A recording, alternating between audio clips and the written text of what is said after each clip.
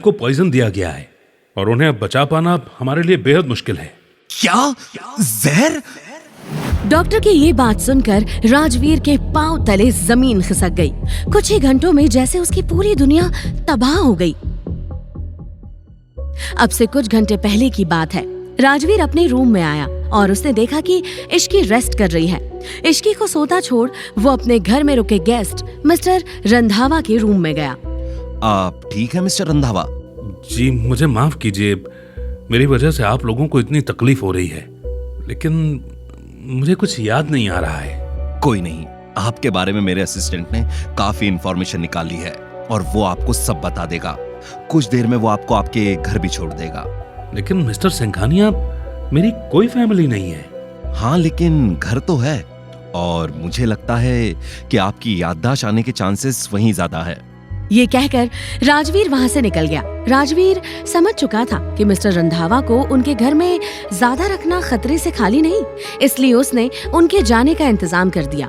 इसके बाद राजवीर अपने रूम में आया और उसने देखा कि इश्की अभी तक सो रही है। इश्की उठो, डिनर का टाइम हो गया है। राजवीर, मेरा बिल्कुल मन नहीं है। मन हो या ना हो, खाना तो खाना ही पड़ेगा। नहीं, आप जिद मत करो, मुझे बहुत कमजोरी हो रही है। ठीक है, तुम नहीं खाओगी तो मैं भी नहीं खाऊंगा। आप कब से इतने ड्रामेबाज हो गए हैं? चलिए खिला दीजिए। लेकिन ये क्या, खिचड़ी? मैं ये नहीं खा सकती, खाना तो यही पड़ेगा, डॉक्टर ने कहा है। ये कहते हुए राजवीर ने इश्की को अपने हाथों से खाना खिला दिया। खाना खाने के बाद इश्की फिर से सो गई और राजवीर अपने ऑफिस के काम में लग गया।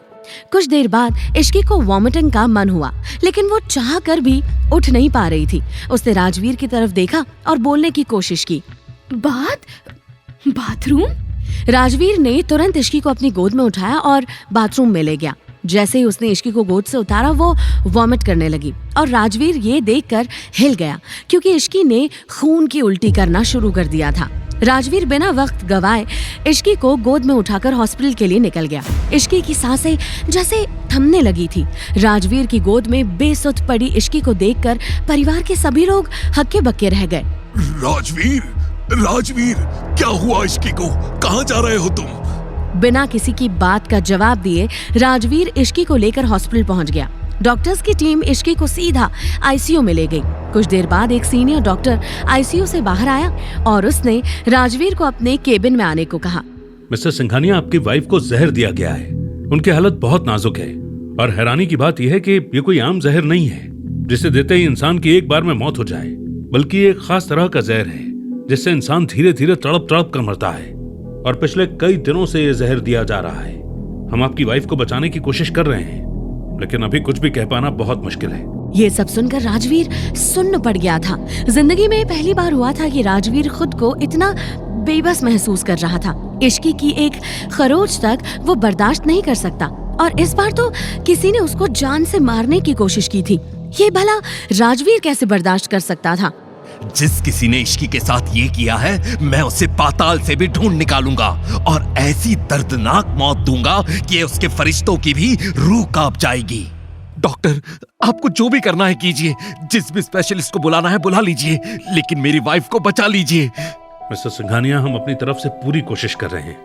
राजवीर आईसीयू के बाहर से इश्की को देखने लगा।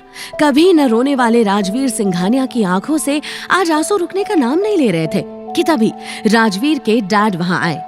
बेटा राजवीर, मैं जानता हूँ तुम पर क्या गुजर रही है, लेकिन तुम चिंता मत करो, इश्की को कुछ नहीं होगा। खुद को संभालो बेटा। इश्की की इस हालत ने राजवीर के अंदर के डेविल को पूरी तरह से जगा दिया था। उसके सिर पर अब खून सवार हो चुका था और अब वो सब कुछ खाक करने को तैयार हो गया था। कौन दे रहा था इश्की को जहर? क्या घर का ही कोई मेंबर दे रहा था इश्की को पॉइजन?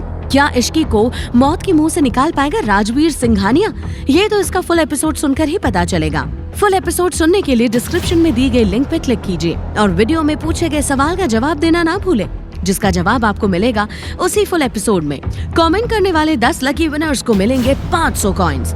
तो सुनते रहिए डेविल से शादी, सिर्फ पॉकेट FM ऐप पर।